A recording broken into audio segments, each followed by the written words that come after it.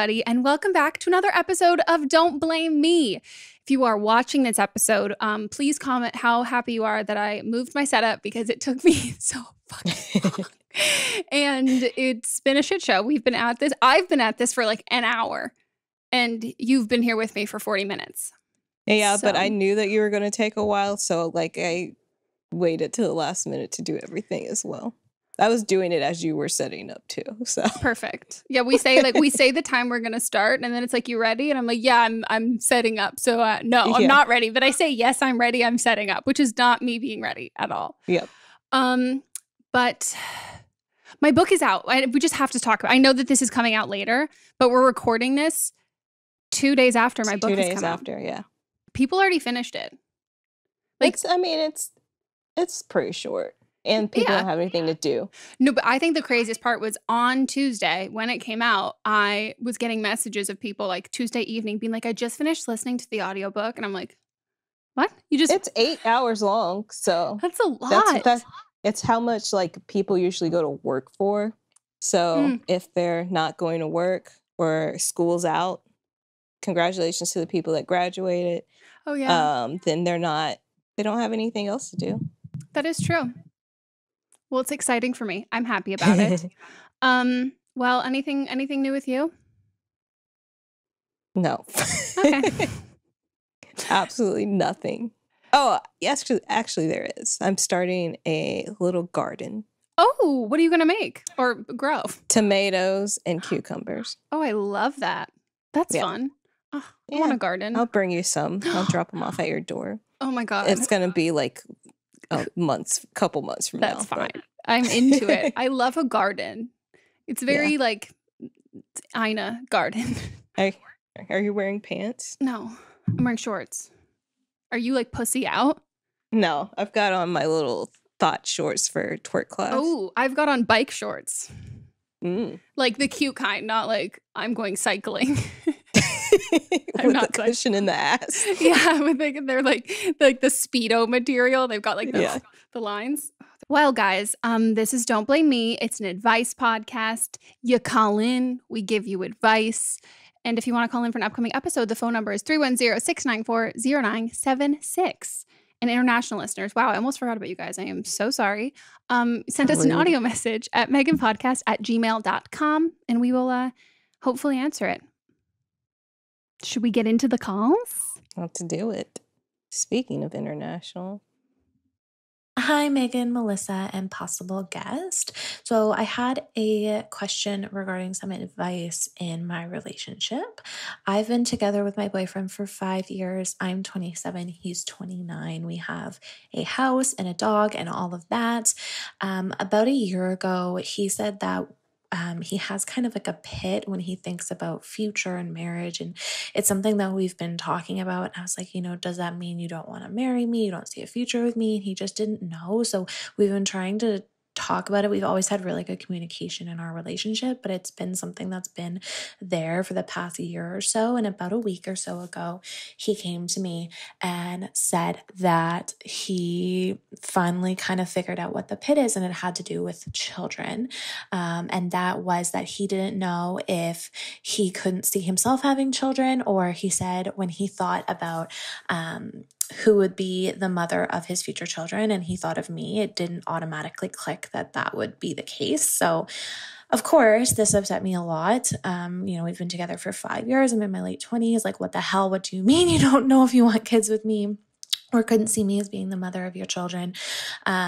So I kind of freaked out and told him that I can't wait forever. I have a genetic condition that means that I am more likely to miscarry. So he knows that, and he knows that like I can't wait till I'm 35 or, whichever, because I don't know how that will affect me being able to get pregnant and have children. So he, we cried a lot, we talked a lot, and I told him that I can't wait forever and I need to know. He also agreed to go to couples counseling with me, which we're doing this week, to try and figure out what that means. But I'm in a really hard spot, and I don't know how long I should be waiting for him to figure his shit out.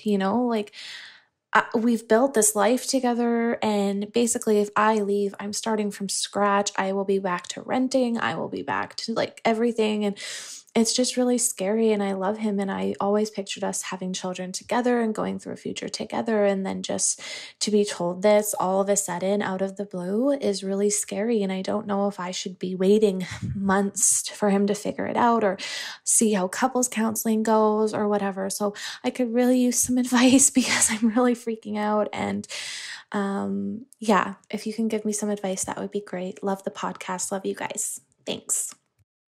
What is with these trash men saying like that? If you think this shit in your head, fucking filter. Like, do not say that. Like, it's so hurtful. And it's so, there's no other goal. There's no other outcome or like desire that you have when you say, oh, I don't see you as the mother of my children.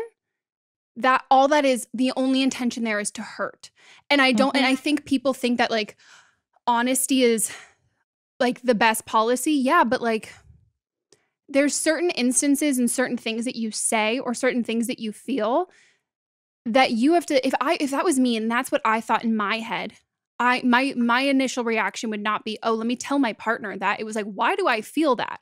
Like, what is going on with me that's making me feel that sort of way? And if I feel that way, that's on me. I'm not going to put that on my partner because they can't, like, you can't control anything. And it's like him essentially saying like, oh, it starts off by being like, oh, I don't know if I want to have kids, which is, if you guys have already discussed this and something that you've always wanted is already kind of a blow. And then it's like, actually, no, it's not that, maybe it's not that I don't have kids. I just don't know if I want you to, and it's not even saying that I don't know if I want to have kids with you. I don't know if I see you as the mother of my children. Like it's insulting. Like that's just. It is. And it's like that spot it's like reserved for somebody else. Yes.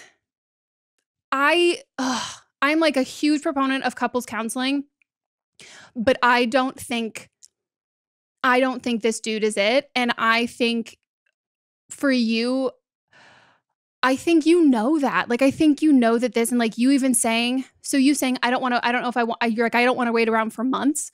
Waiting around for months was like very, I was assuming years. So if you're not even willing to wait around for months, I think that you're kind of using that as your excuse to get out, which is fine. Yeah. But I think you need to, or not even think, you need to reframe how you're feeling about it from your end because you're not starting over. And like, I hate when people think about that because that's like saying your first kiss never happened. Like the next person that you date, you're starting over. Like, no, you're gaining life experience. You're getting relationship experience. You're learning about you.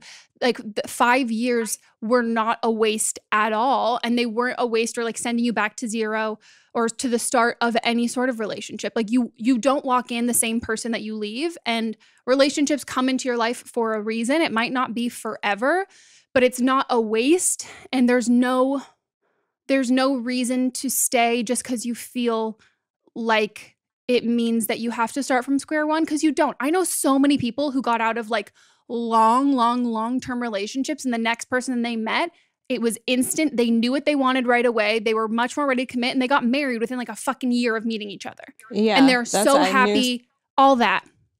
Yeah, there's this guy that I knew that he was with his girlfriend for like 10 years. And I was like, do you guys want to get married? And he was like, no, everything's great with us. I love our relationship. And then they broke up at some point. And then like he got into another relationship, and it was like instant. Like he was like, I want to marry this woman. Yeah. We're having a child. And it's like, sometimes you're just with people because you think you should be, because you've been in the relationship for so long. And I think that's what you're saying, because you're saying if I leave, then it started all over, like hitting a reset button. But that's not what's happening here. You are comfortable in this relationship, and you've known for a whole year that there were red flags there. Mm-hmm. He's come to the decision. He's told you something that's hurting you. You're going to counsel. But by this point, you went to counseling a couple weeks ago, but you called us. And I feel like that you aren't even trying to give counseling a chance because you're already out of this relationship mentally. Yeah. And you're calling us for permission. And we're 100% giving you permission. I think yeah, I just think that you have to also think about it. The father of your children, like your life partner, when you think about the kind of shit, if you're in a relationship and there's some like really nasty shit, do you see your future husband, father of your children, do you see him as being someone who has said this to you? Like, do you see that? Do you see, like, do you want to embark on being a parent with somebody who looks at you and is like, I don't see, like, to me, that would just feel like it's a test. Like, just watching me being like, live up to my expectations because like, you're not what I wanted it to be. And I just think it's so it's just absolute shit. And I get if you guys have had good communication and everything. And I think something that's so like such a hard thing to learn and understand once we get older is being in love with someone isn't enough. Like to make any relationship work, it doesn't matter how much you love someone. Sometimes it just doesn't work. It's about compatibility and life compatibility. And if you can grow together and if you want the same things and if you want to make it work, and you want to like progress it forward when things get tough, and not because you love that person, but because like you're choosing that person and you can't love him and choose him enough for the both of you because he's not doing that. And I think that this is just, as much as you've said that he's such a good communicator, I would be curious to know if he's ever said anything in an oversharing way kind of like this to you before, because it might be masking as good communication when that's not good communication. That's just being mean. And yeah, it's mean. He didn't say like, I don't want to have children, period. He said, I don't want to have children with you. Yeah. And also if you don't want to have, and if he didn't want to have children, like that's what I don't get. Like if it was him, if he truly saw a future with you and saw all of that with you, he's saying something. He's choosing to say certain things that are so hurtful that those don't leave your brain. Like it's not like I can just get over this, or him being like, yeah, I'm not sure I really want to have kids, and then it's something we figure out later down the road, because not wanting to have kids, he knows that you really want to, but maybe then what if you want to stay and work through it, and instead of saying that he doesn't want to have kids, he's like, well, no, how can I make it more specific to her? And it's just like, and also like, I'm sorry, sir, what do you, like, who do you see being the mother of your fucking children? Right. Like, what is this expectation? What are the qualities in me that don't make me a good mother? And why have we been dating and living together and own a house together and all of that if you don't see me with those qualities? Like, what qualities are? Yeah, I just think it's shit. It's like the same sort of feeling that I get when people will say, they'll call us and say something along the way, oh, like my boyfriend had a sex dream about my best friend and told me, like, and he can't control his dreams. So like, how do I feel better about it? I'm like, no, he can control his mouth. Like, that's the fucking issue. Like, don't say that shit. Like, yeah, there's no fucking reason. Like, you don't gain anything from that. And that's not, oh, I'm just being honest, because there's certain things where be honest when you need to have a conversation that's productive and you need to get something out of it. But if neither party is going to benefit from what you are saying and it's only going to hurt, then there's no need or reason to be honest. Like maybe you're just being an asshole, and maybe you need to sit with being an asshole instead of telling somebody else and therefore feeling like, oh, I'm relieving myself of this guilt because it's not like I'm withholding something from you. And look, I'm being honest, so I'm the good guy. And it's like, no, you were being an asshole. You had an asshole thought or an asshole like reaction to something, and then that's on you to figure your own shit out. But don't put that on me and then be like, it was honest. Yeah. I fucking hate this dude. It's bullshit. It's absolute bullshit. And also know that if you choose to move on to a different relationship and date somebody else new and have kids, you always, like, even if you're not birthing your own children, I know that's something that like I personally don't know if I can do and I really would love to do, but it's also not the only way to have kids. So just know that it's adoption, fostering children, all of that stuff are amazing, great things to look into too. But yeah, because I don't want you to feel like you're running out of time, because I also think that like he has this idea of his image, and I think you're settling for a dude who has like who, like, he's clearly looking for, I don't know, he wants to like fucking marry his mom, and you're over here being like, I guess I'll marry this dude who's like kind of a shit. Yeah. Peace the fuck out. Ugh. Hi guys, I'm 24 and I have a strained relationship with my mom. She is a Trump supporter, the not racist kind of racist. And a few years ago, she left my dad suddenly, kind of blindsided, actually. And now she's engaged to a man I've never met before. And I suspect that she actually cheated on my dad with this dude, but she has denied it. Don't really believe her. But anyways, this dude posts publicly to his Facebook page nasty things against liberals, millennials, women, and people of the LGBTQ plus community. Trash. But this is mostly a problem because I'm all of those. I'm bi and want nothing to do with this guy. Oh, that rhymed. Ooh, hi. But anyways, my mom not only condones this way of thinking, but she actually agrees with him. And I had a very difficult conversation with my mom over the phone. I'll explain that in a second. Coming out to my mom as bi, and unfortunately, in the same conversation, I told her I never want to meet this guy. I never want to meet her fiancé. Don't like the things that he posts. And she basically just tried justifying the way that he talks. But she said that she would always choose her kids over him. And I said, no, that's not, you shouldn't do that because your children are not your life partner. We can't be there for you every single day. We can't share that same kind of love. And I'm not even going to be living in the same city or state or country as her for probably most of my life. So that actually probably gives away my identity, but I don't really care. So I live abroad now, and my mom is waiting for me to come home to get married. My sister is also getting married around the same time, but dates aren't set yet. And my sister has made it very clear that neither she nor our dad, to be fair, gets a +1 to her wedding. And I agree. I understand, because in my future wedding, I also don't want this person celebrating that day with me. He's basically a stranger to me.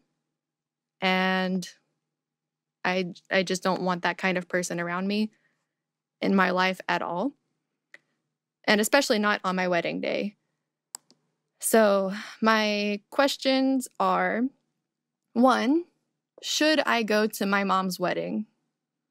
And 2, this is a hard one. Should I just cut her out of my life completely because this is not a healthy relationship? I do plan on seeing a therapist when I'm back in the States, so I won't make any big decisions around this situation until then. But I would love to hear your thoughts. Okay, that's it. Thank you. Bye. Oi. Yeah. Good God. I'm actually really, as much as you said, like, this is the hard question to ask, I'm really glad you said it, because I didn't want to be like, hey, this is what I think you should do, because I don't want it to be colored by my own experiences, but I think also my own experiences can tell you how much fucking better it is on the other side once you cut out a toxic family member. And it's hard because this is such political issues right now are moral issues. And if your mom agrees with him, it doesn't.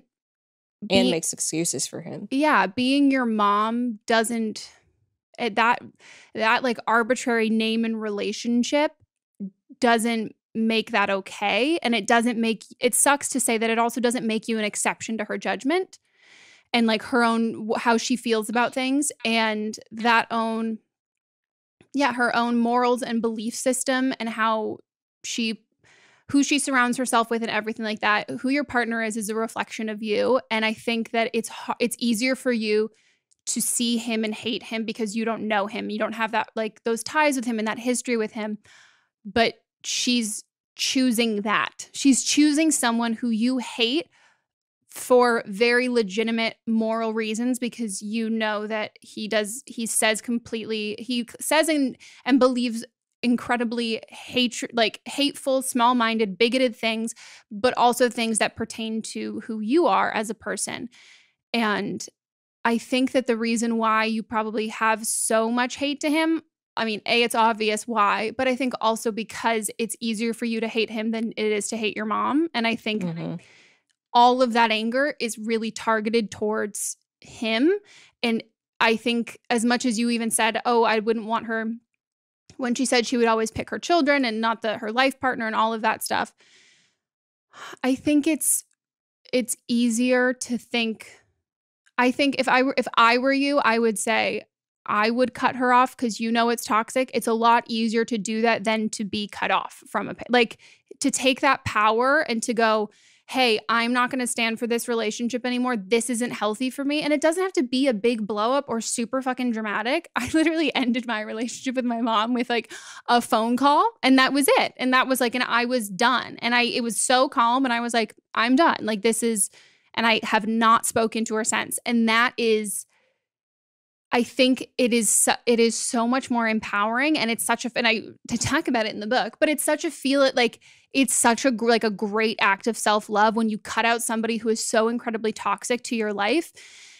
And I think it doesn't even, and if she hasn't always been like this, if this has been something that's only been happening the last couple of years, like politically and all of that, you also don't have to cut her off in I'm never going to speak to her ever again kind of way. It's like, while this era of her life is happening, and if this is for the rest of her life, then we won't have a relationship for that long.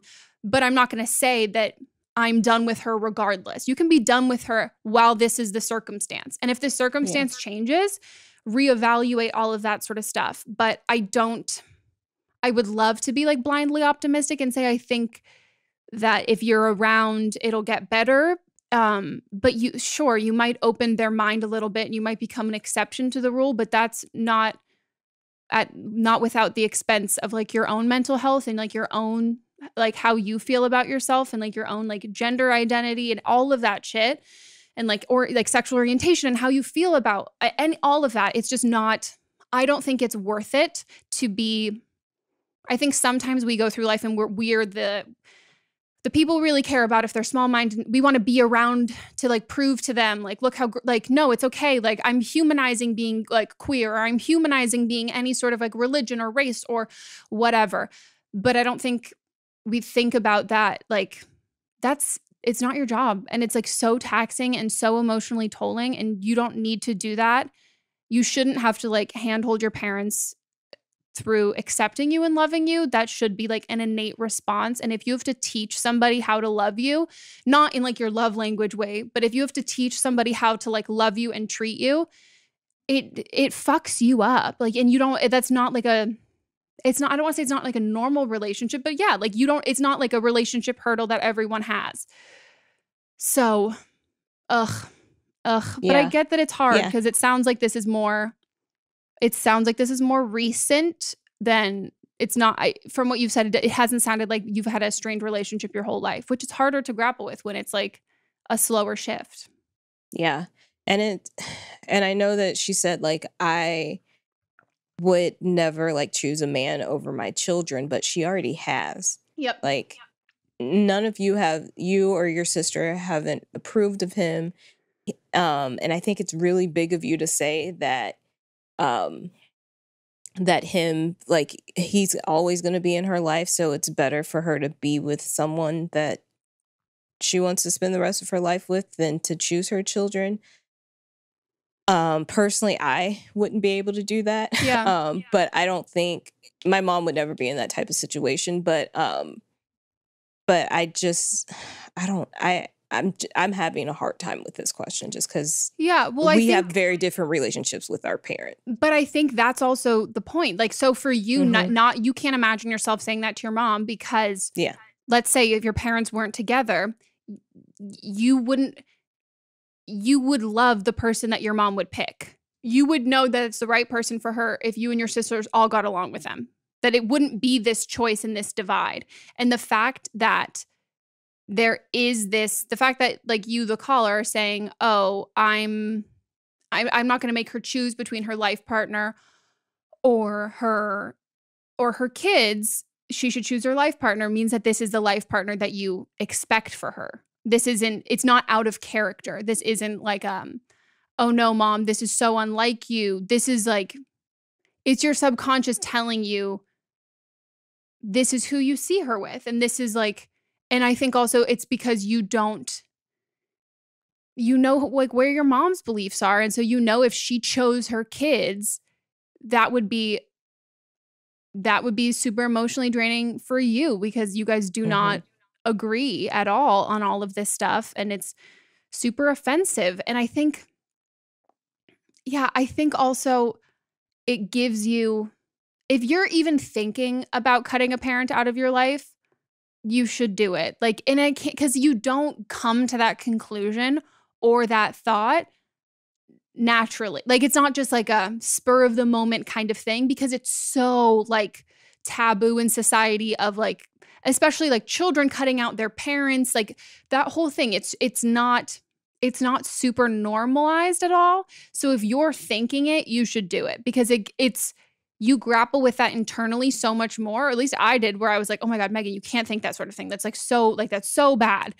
And it took me a super long time, but it wasn't like a spur of the moment decision. So I think this, like the fact that you're even saying it out loud means you've thought about it a lot. And it's something that if I were you, I would do. And again, it doesn't have to be forever if that feels really like hard and final and scary for you, especially if your siblings are all still a part of her life. But then just see if you feel better.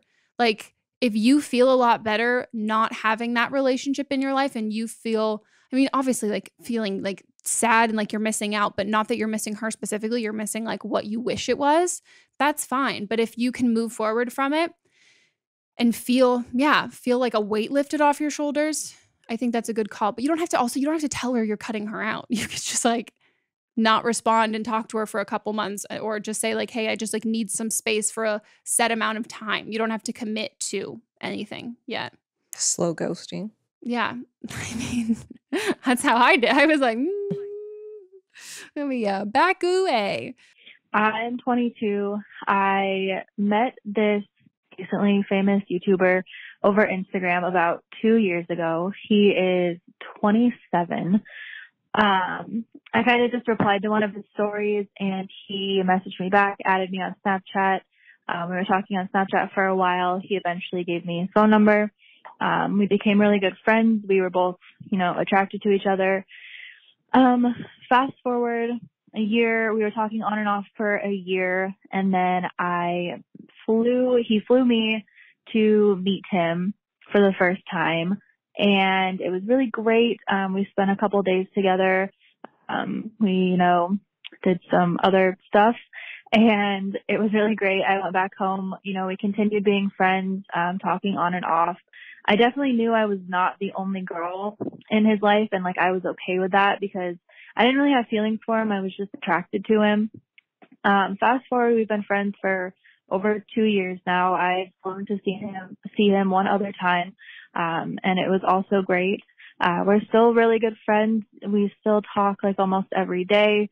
We care about each other a lot. I mean, I would consider him one of my best friends. I know he's kind of calmed down on the amount of people that he's talking to, and I know there's still probably a few other people.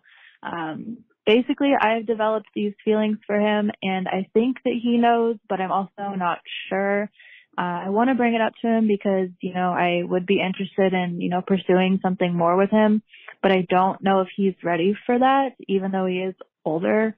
So basically, I just need advice on if I should tell him that I have these feelings and risk our friendship, because I don't want to lose him as a friend. He is one of my friends and I love our relationship, but I also, it's been 2 years. I want to know if something more could happen. So I just don't know what to say to him or how to bring it up to him. I love you guys. Thank you. Girl. No, do not tell him. I think she should, because No. he's going to say no, and then they can just end this whole thing to begin to all together. Well, yes, that is why she shouldn't tell him. It's because he's going to say no. But Yeah. Yeah, it's true. It's what do you need to hear? Yeah. Oh, God. I want to know who this is, but at the same time, it doesn't fucking matter.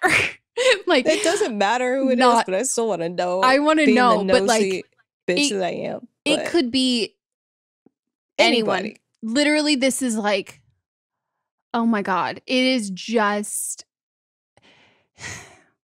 it's such a thing. And I know that like, we like in the episode about the girl who said she was dating like an actor. This is like that times 100. Times 10 million, because they have more fan access, because your whole platform is built around like interacting with your fans.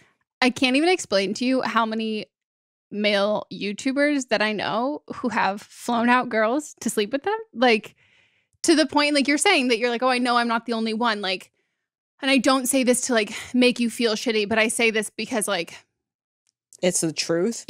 It's not like he might be fine like every weekend, like it, and like, and then like there's a bench of 12 girls where he's at, and there is like a certain kind of person who responds to a hot girl fan in their they're like, it is. Yeah, I know that there's the fanfic thing of like, oh, he like got with a fan, and you can even say like, oh, I wasn't that big of a fan. It was just like it's not a good look for you, the fan. It is not a good look for him. And he's being like, he won't date that, which sounds so fucked up to say. But like, I know guys who have like, they would go out of their way to then download a dating app or see if they have a mutual friend and like not have it be like, oh, this is a girl who like was a fan and slid into my DMs, just because he like sees it differently. Do you know what I mean? Yeah. Like it's a power dynamic. And if he's attracted to that, that's like gross as fuck.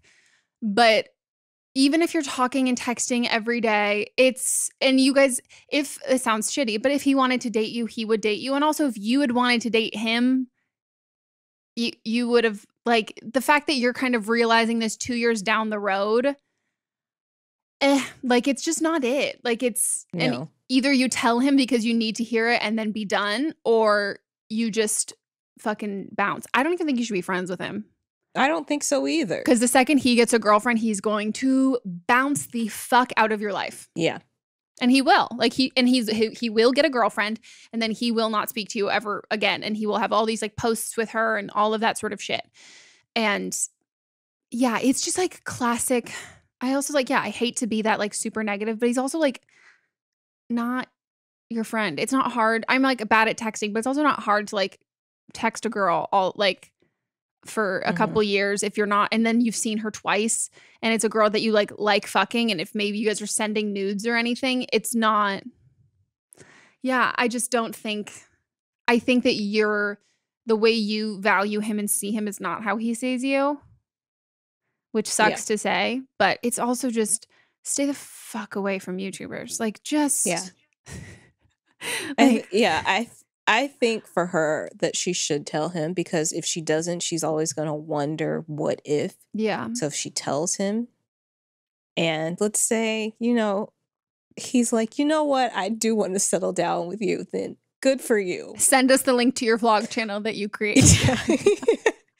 But if he's like, no, I just like what we have for now, you're never going to be satisfied with that. Yeah. So just leave it. There's one person I know it worked for. I will make like a broad statement that I will stand behind. Straight dude YouTubers, no. Like, it's just a hard fucking pass.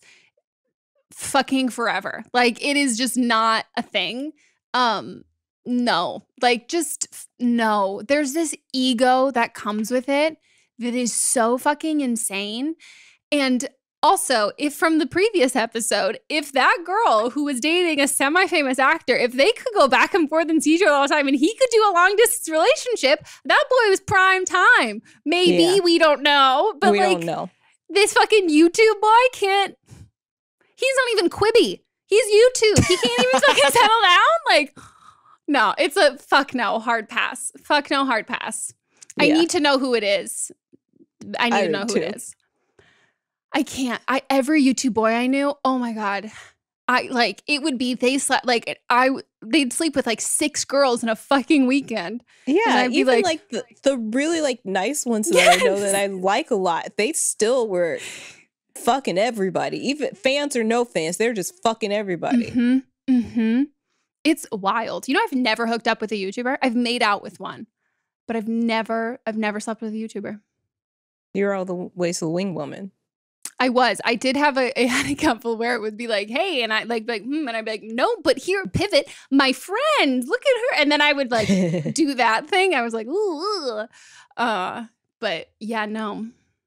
Because I'm also, again, it's big Leo energy. I'm not going to be, I am not the kind of, I'm not going to be one of your. You're not going to be on the bench. No. I'm gonna cast my bench. Like it will be my bench, and you will be invited onto it. I don't want to be on yours. I'm Michael Jordan, and you can figure this other shit out. But also, just think of this as like a cool bucket list thing. Like you hooked up with a YouTuber, and it was fine. It was fine. I need to know who it is. And also, just as like a disclaimer, before or we're hoping you'll tell us. We won't share it on the podcast. But also just know I am not friends with any straight male YouTubers, so there's no weirdness there. If anything, the only thing I'll be able to do is be like, oh yeah, they're fucking trash, or like they're scum, or they suck. And I won't say that if you guys end up dating or anything like that, but I would like to know. And also, if they live in LA, 100% know them. Yep. 100%. And if they live in LA, they fucking suck. Like they suck so hard. Like so fucking hard. We're going to take a quick break and we will be right back.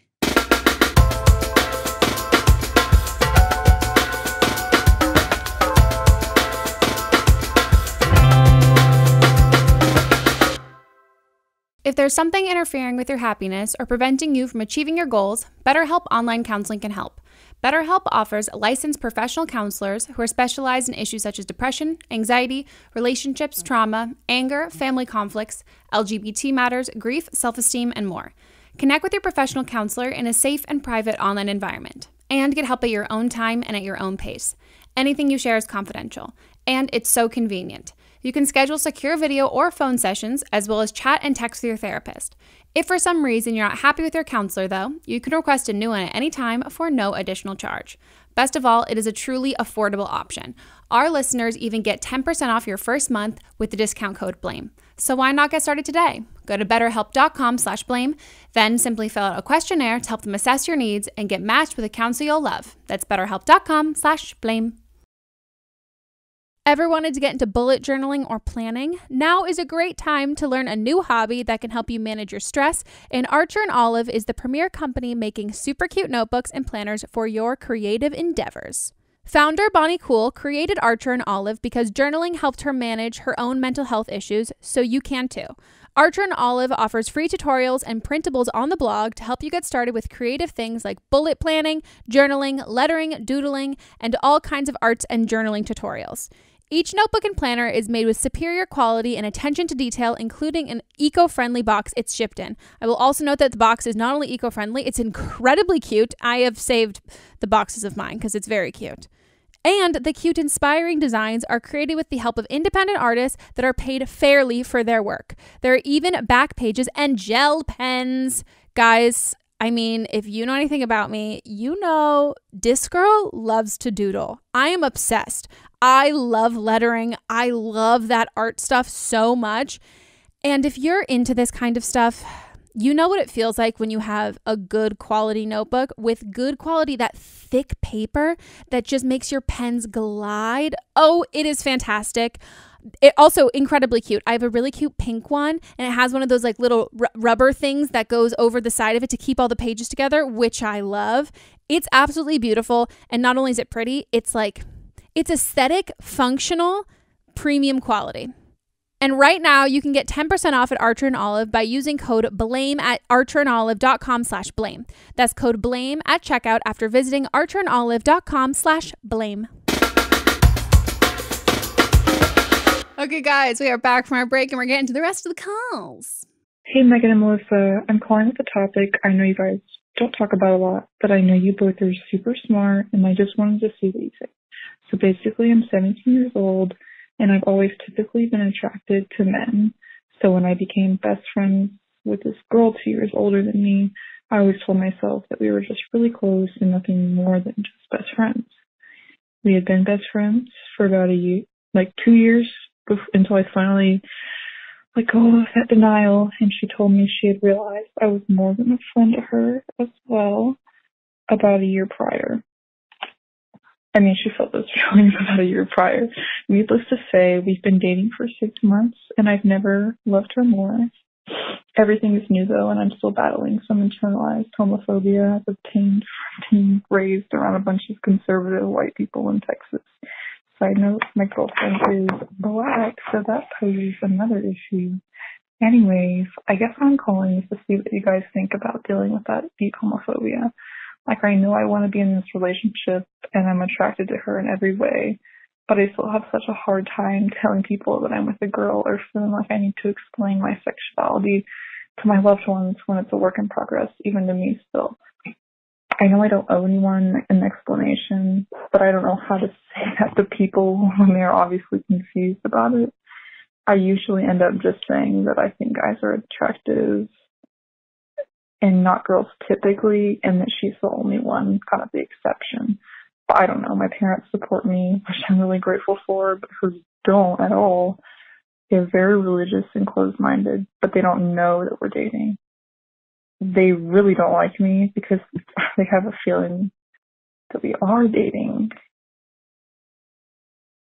Yeah, and I don't know how to feel okay loving who I love in a place where very few people are open-minded and respectful of my choices. Any advice on dealing with conversations and homophobia would be great.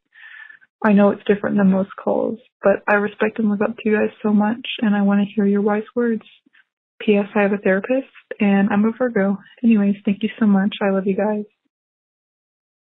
This is hard. I mean, like you said, we don't have personal experience with this, and we talked about it on our Facebook group where we asked people if they would want us to do more like queer centric content, even though, because not that we stray away from it, is we actively choose to do these kinds of calls when we have a queer guest on. But right now, because it's just Melissa and I, but we got a lot of responses of people saying like, no, we would love to hear like you guys like your side of it, as long as, and like we know that you're not like queer, and like you guys know that too, like not claiming to be a part of that kind of, to know that story and like to know that the struggle of coming out and everything like that. So I think I think growing up with all of that talk and negative talk, even if you didn't know your own sexuality or you didn't know who you were attracted to until you were a little bit older, that could have also been a product of the fact that you knew your parents weren't comfortable with it, or not even comfortable with it. They didn't approve of it. So not even just a shyness, but a timidness around it. It could be a lot of you suppressing a lot of your natural like feelings and emotions and who you are growing up so much that it kind of becomes like a trauma response, like that you were never given like grace and permission to like flourish and be fully you.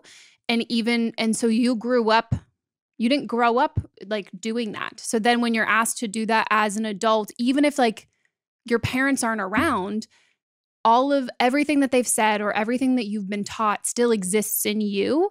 And I think it makes a lot of, I don't know, I think we would all think, well, if I'm not around all of this toxic behavior, all of this stuff, I should be fine.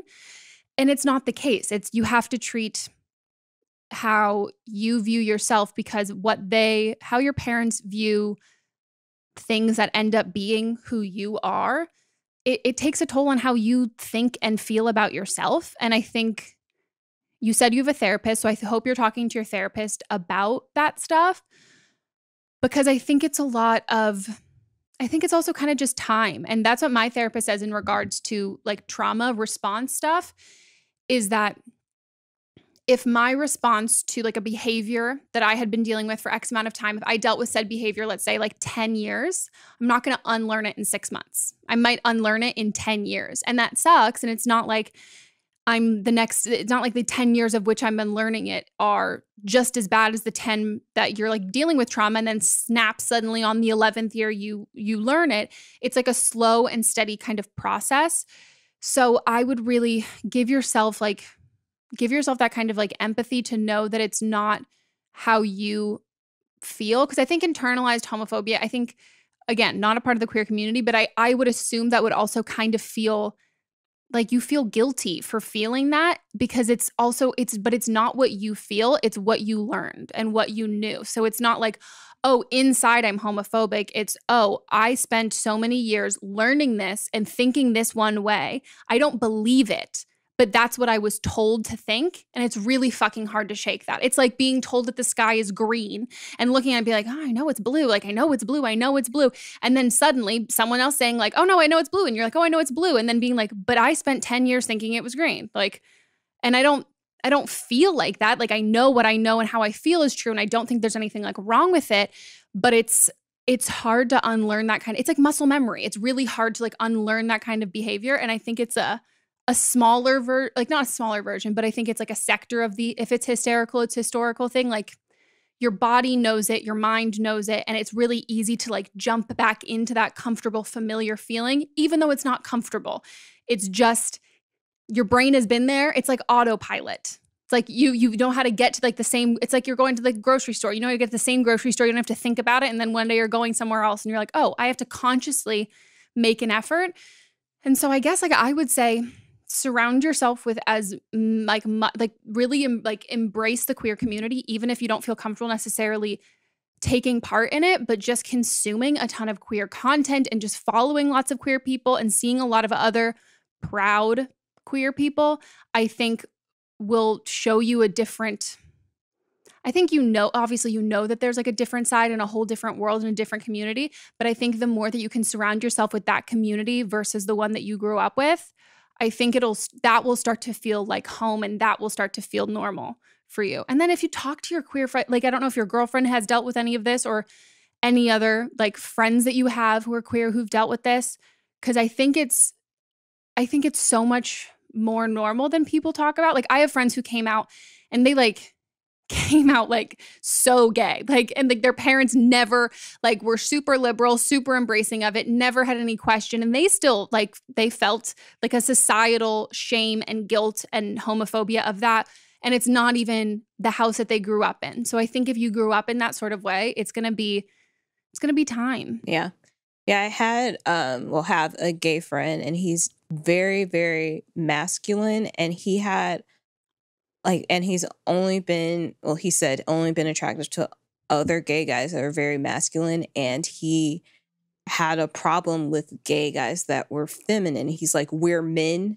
Why do you need to act like a woman? These are his words. And he went to therapy, but to a therapist that was in the community to help work through those issues. So I think going to a therapist that's part of that community might help and have more insight than I don't know if your therapist now is or isn't, but that specialty can help you get through those issues. And I don't know if like the therapist that you're going to now, are you talking about these things with them? But yeah, it might help having somebody that has that specific insight.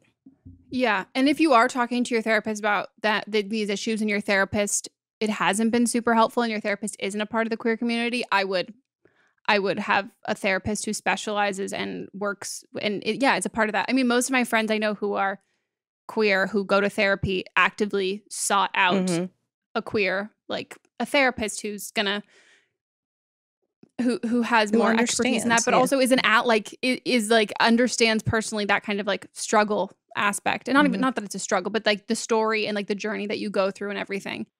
Just a little backstory. I was in a relationship with a woman for 3 years, and then we broke up. We were broken up for probably 2 or 3 months. I broke up with her. It was for the best. And I started dating someone that I worked with, but kind of in different departments. Like, we didn't directly work together. It's not an issue. I'm just rambling. Okay, anyway, we've been dating. Me and this guy have been dating for about 4 months. And, you know, we have been intimate, but it was both our first time, like, I don't know. It's our first time together, but I don't know.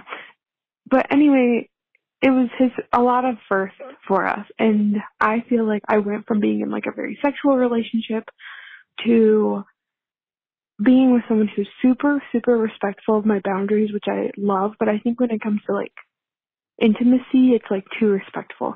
And so we talked about it, but I just wanted to like we talked about it, and I was like, hey, like, if I don't like something, like, I will tell you, like, because I'm very open and stuff like that. But I think he's just nervous, and it's really cute, and I love it. But also, like, I told him, I'm like, look, is this, like, but I guess I'm just wondering, like, is this something that's going to come with, like, time and getting comfortable with each other and experience? Or, like, is there a better way I can, like, tell him what I want, like, sexually, I guess? It's not, like, a huge deal, but yeah, so if you have any guidance about it, I hope I described it well enough. I'm always watching and you guys are like, we need more details. I have so many questions. And so I hope that I gave enough insight. But thank you guys so much. And if I get on, I will be really excited to hear what you guys have to say. Thanks. Oh my God, bitch, you're so fucking cute. Like, I love your voice. Like, I don't know why. I just feel like you're fucking cute. I so understand this. Dude, I so understand this. I think like the first time Monts and I hooked up, I was like, it was great, but I was just like, okay. Call me a slut. Like, maybe it was the first couple of times. Yeah, I'm like, come on. Like, swear to God, it probably took him a year to call me a slut. Maybe even he only he'll do it now, but for a long time I was like, you know, if like we're just like hanging around the house, you can like smack my ass. He was like, well, that's like, I don't want to like degrade you. And I was like, I'm giving you permission. If it's consensual, it's not degrading. And I'm giving you permission to degrade me. Like, I'm saying, like, come on. I like this. Yeah. And so I think you are correct in the fact that it will take some time. 100%. I think, and the thing that works for me, and now we're at a point where I'm like, we're fine. But what helped earlier on, as opposed to saying, I'll tell you if I'm not comfortable with something, that's like, there's too much. You need to like put him in a box, like give him a little bit of a box, and you like give him some suggestions of things that you do like and things that you'd be into, or then just have a conversation about it like beforehand, or say like throw things and tell him you're like, say these things that you'd be down for, like, hey, I'm down if you like choke me in bed, I'm down if you like smack my ass, like down if you call me a slut, like all of that stuff. And then you can say, if you're not down, and like say something that you wouldn't be down with, like give him some parameters to like go in. Because if you just say, I'll tell you if I'm not comfortable with something, and for him, I'm sure he's like, I don't know. That's like freaking me out. There's so much. Like, he's like, does she want me to pee on her? Right. Like what is she, like, I don't know. So you giving him some guidelines and specifics of things that you would like, and then something that is kind of a little bit too far. And then from there, ask him, be like, hey, throw some things at me and I'll tell you now if I'd be into that or not. Mm-hmm. And yeah, but I mean, I think this is sweet. And I think that like most of my friends who are in like long-term relationships, they're like, oh yeah, like there's that stage of being like, okay, you can be like, I literally had to tell Mods being like, are we gonna fuck, dude? Like, are we like, like, why? Like, he asked permission to kiss you. So like that shows that he's respectful. But then once you are comfortable enough in that, then, you know, gotta loosen up, take the training wheels off. And I think it's sweet though, because it's funny because you're like, oh, on one hand, this is really sweet. And then you're like, on the other hand, like, come on, buddy. Yeah. So, I also don't think it's fair for you to compare it to your relationship that you were in for 2 years, saying that you were very sexual in that one. You just need some time to warm up. Hopefully. Yeah. Hopefully. And I don't think it could be like a case of like sexual incompatibility, but I don't think you'll know that until you guys are doing it more. And then if he's like, yeah, no, I'm not going to do that. Like, I don't want to do that. I'm not into that. And it's deal breaker stuff for you. Then you can be like, okay, this is not my jam. But you said it wasn't that bad. Yeah. So like, Yeah, just see if you guys are, in the long run, can you be sexually compatible? And if not, then if it's a deal breaker, if great, nasty sex is something that you need, then, this might not be the relationship for you. I do think you should ease him into it though. Like if you want, I would honestly ease him to call me a slut thing, because that's pretty hard. Like, not that it's hard, but like I would start with like a light hair pull, like some pick like what you would consider the most tame vanilla things. Ease him into it. Ease him fucking into it. But not like trick him, but just no. Just don't come out guns blazing if you're worried that it might it might intimidate him. Because you both should be comfortable, and if he's not comfortable, then that's not good either. No. Both of you should feel comfortable, and if he's comfortable with where things are at, and like he doesn't want to, because I don't want to say like, oh, like he doesn't want to call me a slut, he doesn't want to do any of that stuff, then that's like that's fine. That's totally his prerogative. He doesn't, just because you're attracted to that and that's what you're into. It's more along the lines of, if he's into it but feels a little like uncomfortable, I don't want to be an ass. Like those are things that like I have been taught, or hopefully have been taught, not to degrade women, and like now I'm in a situation where I'm supposed to like sexually degrade my girlfriend, and like it's if he wants to do it too, like not making sure that he's not feeling uncomfortable and not enjoying it either. But yeah, best of luck to you. I would love to know like what the examples are. What's your kinks? Yeah, what are your kinks? I would like to know that. But you did give a great amount of detail. Thank you for being thorough. Yeah, we love it. We love a thorough call. Well, do we have another one? We have an update. An update. Ooh, baby. This is an update from the last episode that Nikki Limo was on, and the original girl was in a relationship for 5 years, and she had been faking orgasms. So this is an update. Hi, Meghan and Melissa. This is an update that you didn't really ask for, but I'm giving it to you anyways. I was on the episode with Nikki Limo, and I was the girl who had been in a relationship for like 5 years. And I had been faking an orgasm, and I had a hard time pulling out of it. And like, I was looking for advice on how I like nipped that in the butt. So I unintentionally took Megan's advice, and after, it would have been 6 years next month, I dumped him. He's just a really lazy, unmotivated, useless piece of shit. So I'm over him, but I will take it to my next relationship that this hoe will never fake another orgasm ever again in my entire fucking life. Like, absolutely not. And it kind of just made me realize that, like, this is my chance to set a higher standard, because the bar was too low with him, and I'm feeling really good about it. And I appreciate everything you said. And, like, I thought about what Nikki said, and had I cared enough about him, I would have taken it. But I feel like after that, I just really thought that he's not even someone that I want to invest any more time in. So I broke up with him. Yep, 6 years. So if you have anything to say on what I do with my life now, that would be cool. All right, thanks. Bye. I love your fucking life choices. You've got such a good mind. Like, you've got, not that we're going to say there's a right and a wrong mindset, but you've got the right one. Like, this, like, you were like, the bar was too low. I didn't care about him enough to want to work on it. Yeah. Yeah, which more. I think is so relatable. Like, that and then we talk about even just like toxic friends in general. I'm like, oh my God, I have zero desire. I don't care about you enough to like try and make this work. So I think that is fucking amazing. And I think this was like such a great like learning thing for you. And I think you are going to have, who you end up with is going to blow your mind in bed. Yeah. Like, you are going to accept nothing less than like the fucking best orgasms ever. I'm so fucking excited for you. Me too.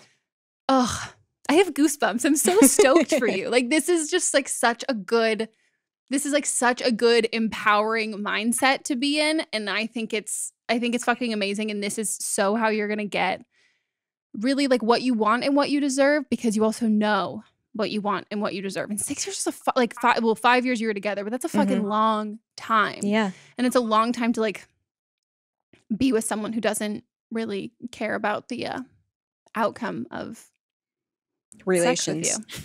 Yeah.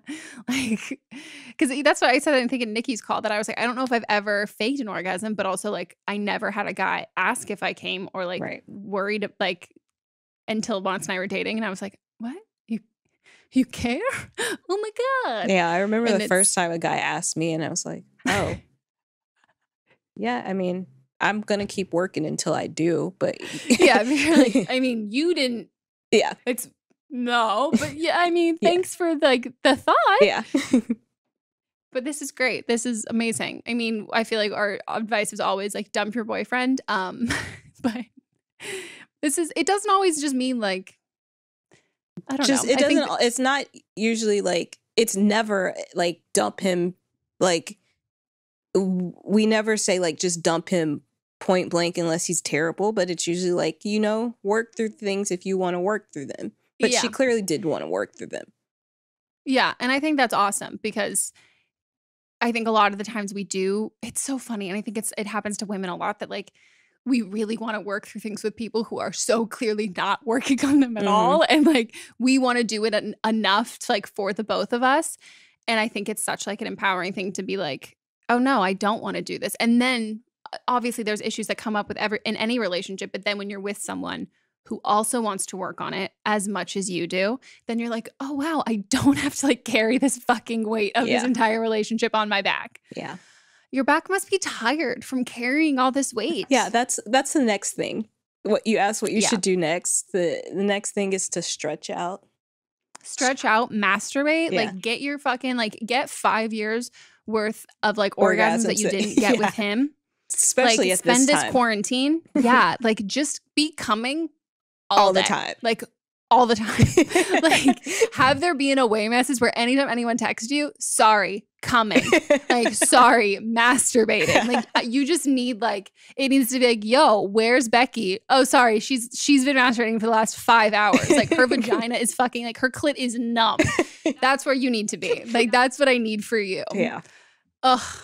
It's just going to be so exciting. I can't wait for like the first, I don't know if you have hooked up with someone now, but I can't wait because like you're definitely going to. I don't think she has because we are in lockdown and she just called. Oh, so. True. Yeah. But I would think that like the first time you hook up with somebody and it's like, even if it's like if it's a one night stand, whatever, I just see you like fucking like call, like I see you as like a teacher with a fucking PowerPoint presentation. Like before we get into this, so you are going to do all of these things. Like you're going to come in there being like with like a fucking football, like a playbook. Like I like, this is you're going to call the shots and it's going to be, you're going to be with these guys who are like, I'm so turned on by her. Like this is amazing. It's going to be fucking great for you. Yeah, I agree. Use this time to get to know your body some more and then be ready when the time comes so you can come. I'm so excited. This is great. So happy for you. So happy for you. Ugh. Well, is there anything else? Is that it for our episode? That's it. Well, guys, that is it for our episode. If you want to be on an upcoming episode, you can give us a call at 310-694-0976. And international listeners, you can send us an audio message at meghanpodcast@gmail.com. And follow us on Instagram. Get my book. It's out. You're Not Special, wherever books are sold. And audiobook. Melisa directed the audiobook. So if you want Such a good time. Listen to essentially like 8 hours of the podcast with just me talking. Yeah. Give it a listen. And what else? There's an digital version. Yeah. All that shit. Anything else? No. No. Okay, guys. Well, we'll see you next time. Oh, no, there is one thing. Oh. So a little update for our Facebook group, our private Facebook group. We are no longer accepting fake accounts. And I know that sounds a lot sketchier than it really was. But originally when we had talked about it, Melisa didn't even have a Facebook. And we were like, if you make a Facebook account just to be a part of the group, go ahead. But we have talked to all of the members in the group. And we also both agree that it needs to be secure and private. And because the vast majority of people in there are using their real pictures, their real names and all of that stuff, it's a sense of community. And people have you look at the members of the group, you check if there's any, like your friends are in there, if someone's in there you don't want to like say anything to, but you don't have that luxury if there are fake accounts. And we understand that a lot of people wanted to apply or tried to get in or did get in that had to be kicked out who did have fake accounts because they didn't want other people to know that it was them. But we have to grant that same privilege to everybody who is showing that it's them. So they're consenting to be a part of a group and say things to knowing who's there, but we can't, it defeats the purpose of the group being private. So if you have been kicked out of the group, I am sorry, please, you can totally reapply with your name and a picture.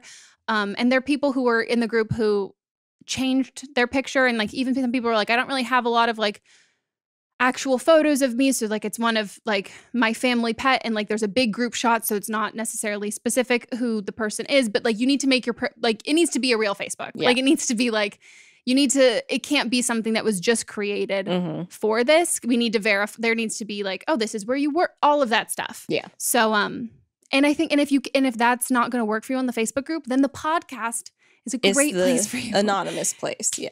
This is the anonymous place. And it's like the different, like there's the good place, the bad place, the medium place, then the anonymous place. And then our comments too. So the YouTube comments, you can make like limitless YouTube accounts. And there's always like a good dialogue in the comments there. So if you want to sound off on anything, I think you'll get some great responses there that will also remain anonymous. And not to like promote something that's not a part of us at all, but just go to Reddit. Like Reddit has a ton of advice things that are purely anonymous. Yeah, I have like got into Reddit a lot recently, not like for advice or anything, but it's a great community that I feel like I can just talk about whatever things that I'm into without people knowing who I am. So yeah. And that's just not this place. Yeah. So, yeah. Okay. Sick, dude. Okay. And cool. Scene. Goodbye.